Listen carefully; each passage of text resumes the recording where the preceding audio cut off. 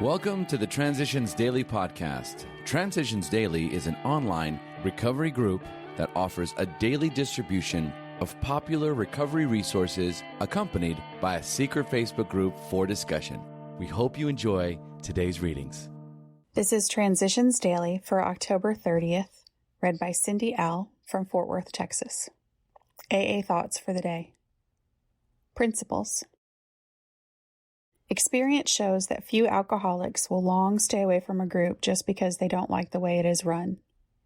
Most return and adjust themselves to whatever conditions they must. Some go to a different group or form a new one. In other words, once an alcoholic fully realizes that he cannot get well alone, he will somehow find a way to get well and stay in the company of others.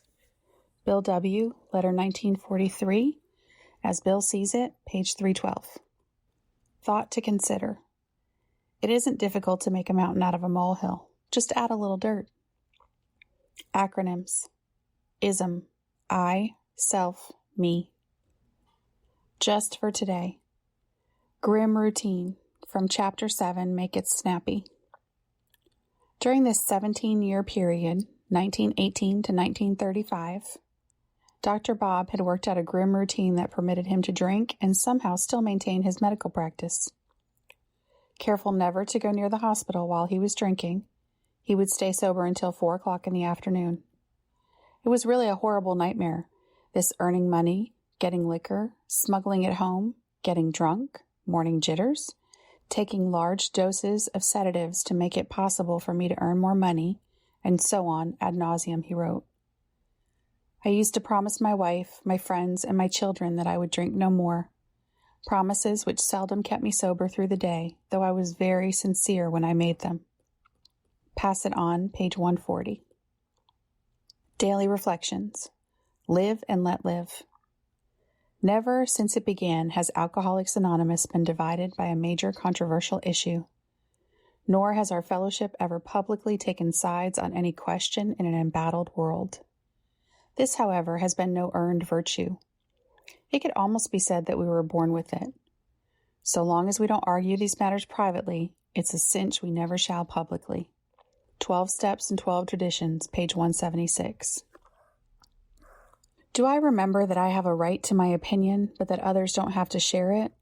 That's the spirit of live and let live.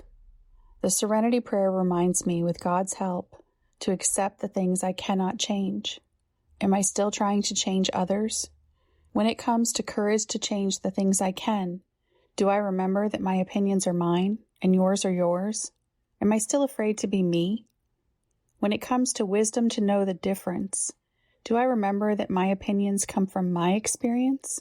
If I have a know-it-all attitude, aren't I being deliberately controversial? As Bill sees it, loving advisors. Had I not been blessed with wise and loving advisors, I might have cracked up long ago. A doctor once saved me from death by alcoholism because he obliged me to face up to the deadliness of that malady. Another doctor, a psychiatrist, later on helped me save my sanity because he led me to ferret out some of my deep-lying defects. From a clergyman, I acquired the truthful principles by which we AAs now try to live. But these precious friends did far more than supply me with their professional skills. I learned that I could go to them with any problem whatever. Their wisdom and their integrity were mine for the asking. Many of my dearest AA friends have stood with me in exactly this same relation. Often, they could help where others could not, simply because they were AAs. Grapevine, August 1961. Big Book quote. The fact is that for most alcoholics, for reasons yet obscure, have lost the power of choice in drink. Our so-called willpower becomes practically non-existent. We are unable at certain times to bring into our consciousness with sufficient force the memory of the suffering and humiliation of even a week or a month ago. We are without defense against the first drink. Alcoholics Anonymous, There is a Solution, page 24. 24 hours a day. AA Thought for the Day. I have real friends where I had none before. My drinking companions could hardly be called my real friends, though when drunk we seem to have the closest kind of friendship. The idea of friendship has changed. Friends are no longer people whom I can use for my own pleasure or profit. Friends are now people who understand me and I them, whom I can help and who can help me to live a better life. I have learned not to hold back and wait for friends to come to me, but to go halfway and to be met halfway, openly and freely. Does friendship have a new meaning for me? Meditation for the day. There is a time for everything. We should learn to wait patiently until the right time comes. Easy does it. We waste our energies in trying to get things before we are ready to have them, before we have earned the right to receive them. A great lesson we have to learn is how to wait with patience. We can believe that all of our life is a preparation for something better to come when we have earned the right to it. We can believe that God has a plan for our lives, and that this plan will work out in the fullness of time. Prayer for the day. I pray that I may learn the lesson of waiting patiently. I pray that I may not expect things until I have earned the right to have them.